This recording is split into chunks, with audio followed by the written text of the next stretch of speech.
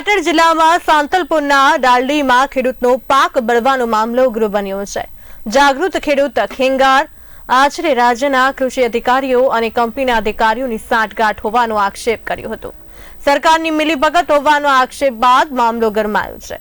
ખેડૂતે કંપનીના અધિકારી સાથે વાત કરતા ખેડૂતને ખુલીને કેસ કરવા કહેવાયું છે। માનહાનિ દાવો કરવાની ધમકી આપી છે।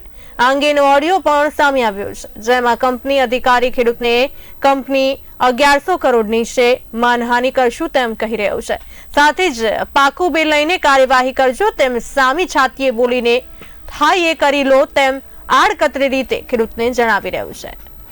અમે તારીખ 9/1 ના રોજ ભવાની એગ્રો રાધનપુર જે અનુપસિંહ કરીને ચલાવે છે એના પાસે અમે મૂળો મચ્છી માટે દવા લાવ્યા હતા અને 12 તારીખે દવાનો છંટકાવ કર્યો અને છંટકાવ કર્યાના 3 થી 4 દિવસમાં જીરું બળીને સાફ થઈ ગયું છે।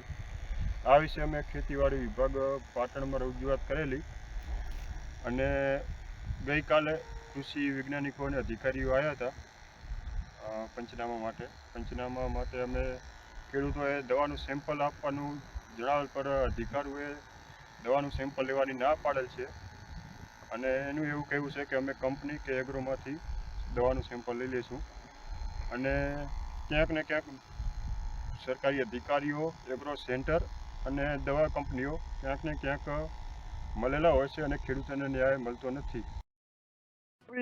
હા તમે થોડી ધરપત નહીં રાખતા તો મારે તમને હું જવાબ આપવાનો એમ નહીં વાત જુઓ ભાઈ આવું મારાથી તમે હે ને તમારી રીતે જે કરવું એ કરી લ્યો એવું હું પોતે આજે તમને માનહાનિનો દાવો ઠોકવાનો હું સમજ્યા શનો માનહાનિનો કેમ ચાકન તમાર માનહાનિ કરી 1100 કરોડની કંપની હે 1100 કરોડનો માનહાનિનો દાવો ઠોકવાનો હે તમારા ઉપર।